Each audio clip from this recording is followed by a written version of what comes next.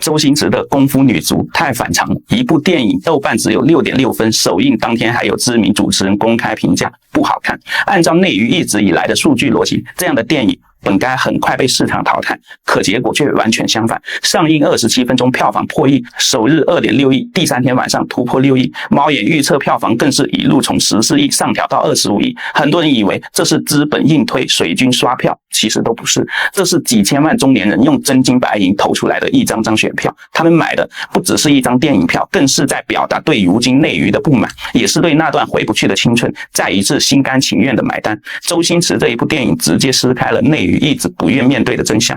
这些年，电影行业早就形成了一套固定逻辑：豆瓣低于7分，宣发开始调整策略；低于 6.5 分，院线开始减少排片；低于6分，很多人甚至直接宣布扑街。这套规则运行了10几年，大家都觉得理所当然。可偏偏周星驰这3个字就是用来打破规则的。上映后排片占比高达 76.8%， 黄金场次上座率超过 70%。院线从来不是做慈善的，他们比谁都清楚，周星驰这3个字本身就是票房号召力。打分的人在评价电影工艺，买票的人在购买自己的情感。评分可以量化剧本、表演、特效、镜头，却量化不了一个人坐在电影院里，当熟悉的画面、熟悉的配乐再次出现时，那一瞬间的心跳。猫眼购票观众打出了 9.4 分，所以不是谁错了，只是不同的平台衡量的是完全不同的东西。这不是周星驰赢了评分，而是情感赢了数据。还有人说星爷不欠你们了，可问题来了，欠周星驰一张电影票这个梗到底是谁发明的？不是周星驰，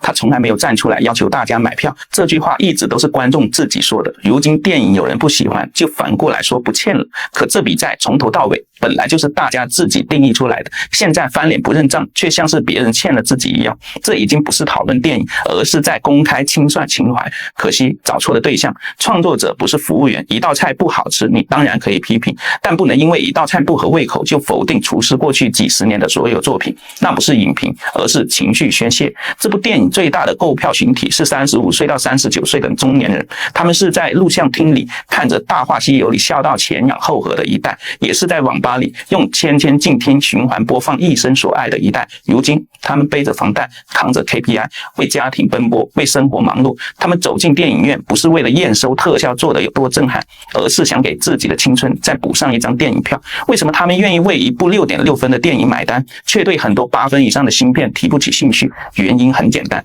如今很多内娱作品早已脱离了普通人的生活。古装剧不是王爷就是霸总，配上傻白甜；都市剧不是豪车豪宅就是精英恋爱，打工人月薪3-5万，租房就在城市 CBD， 窗外就是地标建筑。可真正普通人的生活呢？真正普通人的喜怒哀乐呢？越来越少，仿佛在很多影视作品里，平凡人已经不值得被讲述。所以这群中年人看着今天的内娱，只觉得越来越割裂，越来越没有共鸣。而周星驰哪怕回来了，哪怕电影有争议，至少他的主角依然还是普通人，依然还是那群底层小人物，不服输、不认命、拼命向上的精气神。这25亿票房与其说是一部电影的成功，不如说是一代观众对如今内娱投下了一张不信任票。喜剧之王里的尹天仇，功夫里的猪龙城寨那些其貌不扬却身怀绝技的小人物，周星驰的电影总能让人笑着笑着鼻子一酸，因为你会发现那些人其实就是曾经的自己，不被看好，不被尊重，却始终咬牙坚持，不肯认输。周星驰真正卖的从来不是搞笑，而是一句话：平凡人也值得被看见。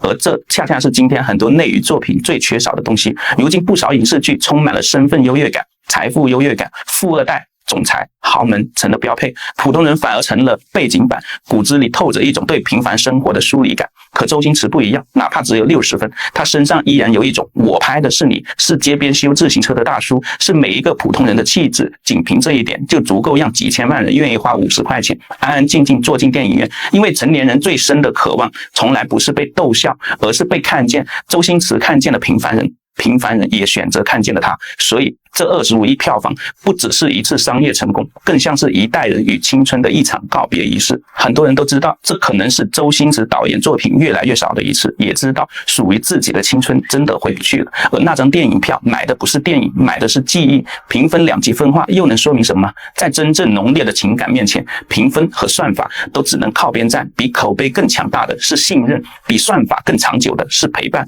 一个名字和几亿观众之间的20多年的情感连接，它比分数更古老，比争议更长久，也比任何一条差评都更加牢固。致敬每一个坐在电影院里笑着笑着却偷偷红了眼眶的人。你们不欠周星驰，周星驰也不欠你们。你们之间从来不是谁欠谁，而是彼此陪伴。他陪我们长大，我们陪他变老。也希望内娱真的能够听见这25亿票房背后的声音。观众不是没钱，只是很多作品里已经没有他们了。把镜头重新对准平凡人，把故事重新还给平凡人，这才是最朴素也是最珍贵的创作初心。最后想问大家一个问题，你第一次看周星驰的电影是几岁，又是在哪里看的？欢迎把答案留在评论区，我想看看一个名字到底能串起多少人的青春。